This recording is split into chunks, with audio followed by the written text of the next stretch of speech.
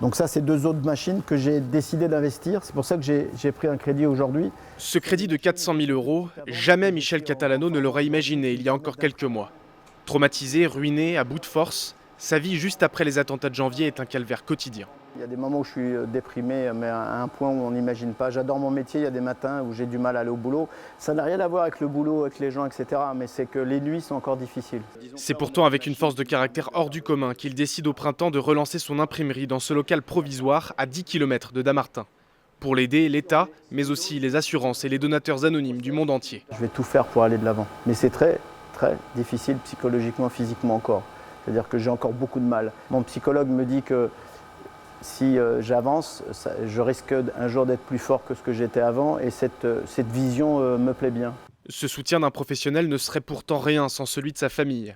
À ses côtés au bureau, son fils, à qui il espère laisser sa place une fois parti à la retraite. Vous pensez être un jour à la hauteur de votre père ?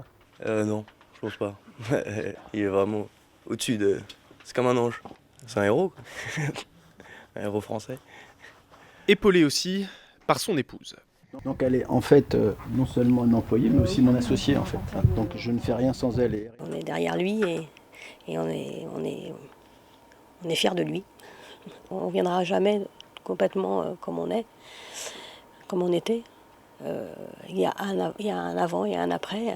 Et l'après, il faut faire avec, on fera avec et on se reconstruira et on repartira.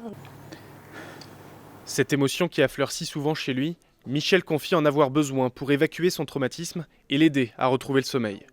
C'est pour ça qu'il accepte de nous emmener sur les lieux de la prise d'otages, dans la désormais célèbre zone industrielle de Dammartin, là où il y a 1 an, les frères Kouachi sont entrés dans son imprimerie. Je revois tout ce qui s'est passé en fait. Des fois c'est les moments où je le soigne, des fois c'est le moment où je bois le café, des fois c'est le moment où je ressors. Ça redéclenche leur arrivée, ça redéclenche tout ce que j'ai vécu à ce moment-là. Donc les images reviennent, donc c'est assez compliqué à gérer, quoi. Une épreuve qu'il affronte avec courage, d'autant plus depuis la promesse faite à son père avant sa disparition récente, reconstruire son imprimerie ici même. Je redémarrerai ici, je planterai l'arbre qui m'avait préparé pour ce moment-là. Donc maintenant, j'envisage même plus d'aller ailleurs, on va reconstruire ici. Après, si effectivement ça devient psychologiquement difficile, je verrai à ce moment-là comment je peux résoudre le problème, mais en tout cas, je ferai tout pour revenir ici. Une date d'inauguration est déjà espérée, août 2016. 8 mois pour essayer, dit-il, de retrouver goût à la vie.